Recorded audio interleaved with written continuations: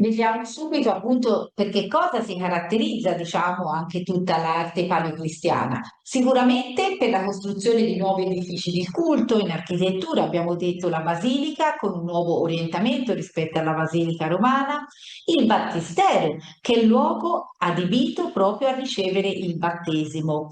Poi vedremo che nella scultura, per esempio, si ricercherà proprio una continuità anche con l'arte classica, con l'arte romana funeraria. Soprattutto vedremo saranno costruiti bellissimi sarcofagi istoriati e poi troveremo anche pittura e mosaici, proprio legati anche alla tradizione aulica romana. E vedremo come tutte queste figurazioni siano legate anche a simbologie che, vi ripeto, in un primo momento sono talmente necessarie perché la religione è perseguita, appunto.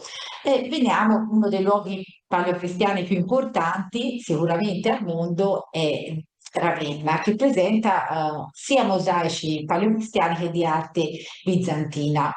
E ricordatevelo sempre, l'iconografia cristiana utilizza proprio rappresentazioni simboliche per trasmettere proprio i propri contenuti attraverso pitture, sculture, mosaici. Considerate che con la dissoluzione di tutto l'impero romano, tanti individuano anche il fatto del cristianesimo di aver reso religione di Stato, libertà di culto prima con Costantino nel 313, 380 l'editto di Tessalonica, il cristianesimo diventa religione di Stato, si ritiene che in un certo senso aver introdotto tutto il messaggio evangelico, no, del cristianesimo abbia un po', tra virgolette, rammollito quelli che erano invece i principi di forza, di conquista che avevano sempre avuto in un certo senso i romani. E tra l'altro questa nuova religione, il cristianesimo, è portatrice anche di una rivoluzione, lo vedremo proprio culturale.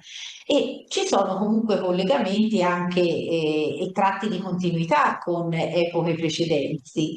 Un concetto importante, il concetto per esempio anche di bellezza, l'abbiamo visto altre volte. La bellezza ideale che era presente per esempio nell'arte greca classica, dove ci sono statue di eroi, no? Di atleti come il Toriforo che qui vedete, i bronzi di Riace, che non assomigliano a nessuna persona reale. Sant'Agostino, lui parla di una bellezza sensibile che può essere effettivamente pericolosa e può condurre appunto a un'idolatria. Per questo vedremo che d'ora in avanti si va più verso anche un'astrazione, invece nel periodo romano i romani avevano ricercato questa somiglianza, no? I ritratti realistici che abbiamo visto più volte rappresentati sia nella figura di questi due coniugi oppure nel ritratto funerario che vedete qua su in alto, dove le figure sono ben caratterizzate, no? E ecco che allora, grazie a questi editti, sia di Costantino che di Tessalonica, la situazione cambia radicalmente. Non a caso, inizialmente, lo sapete, l'arte cristiana è legata un po' anche a quello che è il bisogno appunto di spiritualità, che è legato però anche ai culti precedenti, perché sapete esistono dei culti misterici che sono delle religioni praticamente iniziatiche. Non so se avete mai sentito parlare di mitraismo e quindi legata al culto di Mitra. Mitra viene dalla Persia e sono riti in un certo senso segreti che sono accessibili solo a alcune persone che sono iniziate, che conoscono, no? Considerate che questa iniziazione avviene a livello personale, spesso attraverso vari gradi, è un po' quello che poi è diventato successivamente o a cui attinge anche per esempio l'esoterismo della massoneria, no? Sicuramente in questi culti misterici c'è un grande coinvolgimento emotivo, simbolico, c'è anche qui una promessa di salvezza, di una felicità ultraterrena.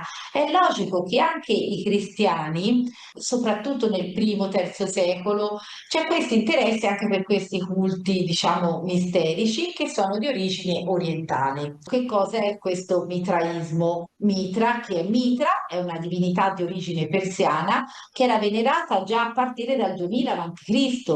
e si diffuse per esempio sia in India, in Mesopotamia e considerati che nella mitologia persiana c'era proprio la lotta tra il male e il bene. La lotta tra il male e il bene la ritroviamo appunto anche proprio nel cristianesimo. Mitra era inizialmente una divinità minore, era praticamente al servizio del bene, delle potenze del bene, quindi era associata al culto del sole, alla luce solare, protettrice, diciamo, della verità, anche dei patti. Però con l'andare del tempo il culto subì di Mitra varie trasformazioni, soprattutto in Occidente, e Mitra divenne poi una divinità autonoma, a sé stante. E si dice che si faceva risalire a Mitra l'origine del cosmo e la possibilità poi di purificarsi.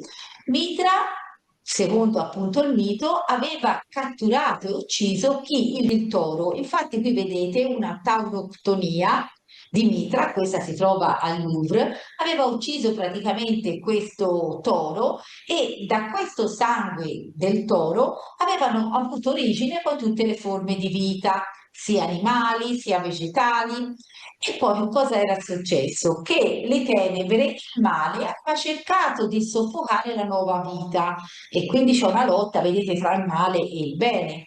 E quindi era riuscito proprio Mitra a sconfiggerle banchettando con il sole e aveva fatto questa alleanza con il sole, da qui anche l'origine di molti culti solari e della ricerca della luce. Poi ascende Mitra al cielo. Quindi, secondo proprio il mitraismo, quando un uomo nasce, che cosa succede? La sua anima è immortale, lo accompagna qui sulla terra, però poi si allontana dal cielo e l'anima, una volta che è qui sulla terra, in un certo senso si contamina quando svolge la propria vita terrena e l'anima si può solo purificare attraverso una conoscenza, attraverso un comportamento che è corretto, che poi quando l'uomo arriva al momento della sua morte, di nuovo entrano in conflitto il bene e il male per impossessarsi dell'anima. Ecco che qui interviene Mitra, perché chi è stato fedele al mitraismo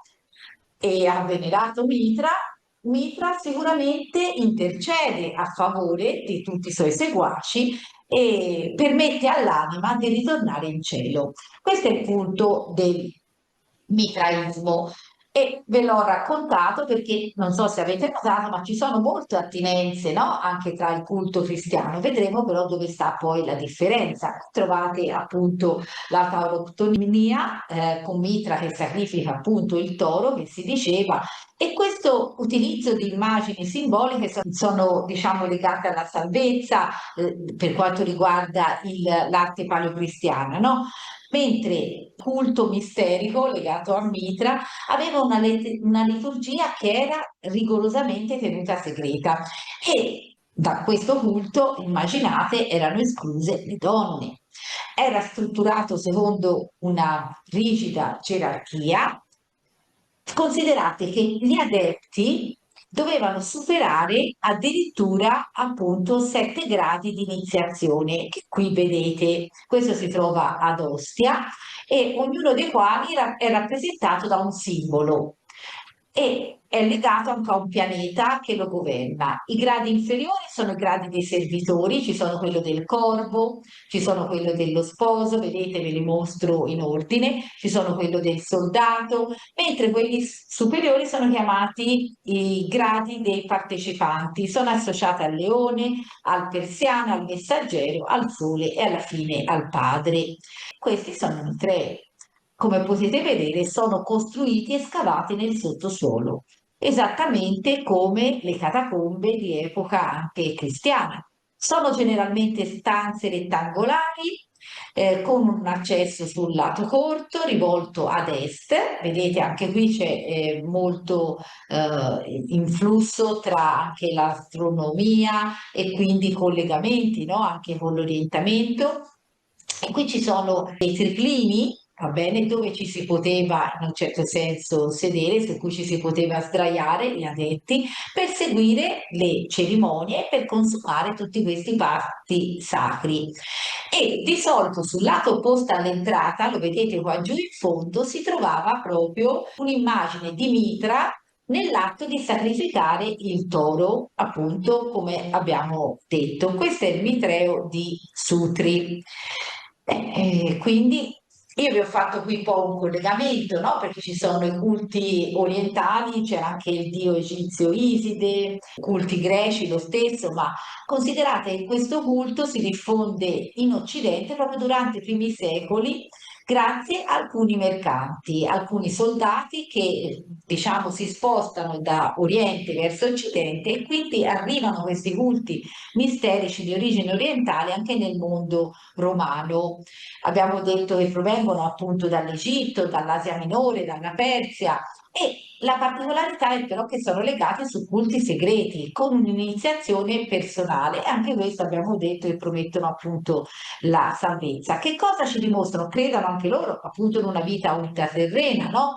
L'anima che viene riportata in cielo. E quindi si capisce che in questo periodo ci sono tante sfaccettature, diciamo, sotto l'aspetto religioso nell'impero romano, no? E sicuramente tutti anche questi culti misterici ci mostrano che c'è una crisi da un punto di vista della religione tradizionale romana, la religione legata alle divinità romane per eccellenza, che sono pari pari le stesse divinità dell'Olimpo greco, no? Per i romani. E c'è la necessità proprio di esprimere proprio un bisogno di una salvezza che diventa personale e anticipano proprio il mitraismo e questi culti misterici alcune religioni, diciamo, salvifiche. Il Mitreo, come avete visto, era proprio il luogo di culto dove si trovavano proprio questi seguaci, in queste cavità, in queste caverne. Considerate che il soffitto, anche questa è un'altra cosa che passerà anche nel cristianesimo, era dipinto un cielo stellato, con la riproduzione per esempio dello zodiaco, dei pianeti. Avete visto, spesso si trova anche nelle chiese rappresentato, farà anche Giotto, il cielo stellato, no? E in alto nel soffitto, nella volta. E qui vedete appunto un affresco con il Tempio di Mitra a San Marino del secondo secolo d.C. Vi ho messo un po' i confronti tra il mitraismo e il cristianesimo perché i confronti stanno nel fatto che entrambi hanno riti comunitari, promettono una salvezza e l'idea del simbolismo della luce, della rinascita, però le differenze fondamentali, questo ve lo ripeto, sono che il mitraismo era segreto e quindi legato a un'elite sola, il cristianesimo invece è aperto a tutti. Abbiamo visto il mitraismo, le donne non sono ammesse, il cristianesimo ammette uomini, donne, povere, tutte le classi sociali, anche se alle donne non è ancora consentito, ancora oggi, il sacerdozio. E poi ecco che il cristianesimo ha un testo scritto, testi scritti importanti, no? Come la Bibbia, l'Antico Testamento, il Nuovo Testamento, no? E quindi testi che tutti possono leggere tranquillamente. Quando venne ufficializzato, appunto, si diceva il cristianesimo, con l'editto di Milano, con Costantino, no? Che permise la loro libertà di culto, e poi l'editto di Tessalonica che diventa la religione di Stato, ecco che il mitraismo andò a scomparire. E vediamo come le prime però costruzioni, facendo tutto un percorso, sono legate appunto a gallerie sotterranee in cui vengono seppelliti inizialmente i defunti. Edifici appunto, quando il cristianesimo diventa religione di Stato, nascono degli edifici, abbiamo visto le basiliche a pianta longitudinale e altri edifici originali che sono i battisteri. Prima non esisteva il battistero perché non esisteva la possibilità di essere battezzati per la fede in Cristo, poi nasceranno altri edifici a pianta centrale oltre ai battisteri, i mausolei.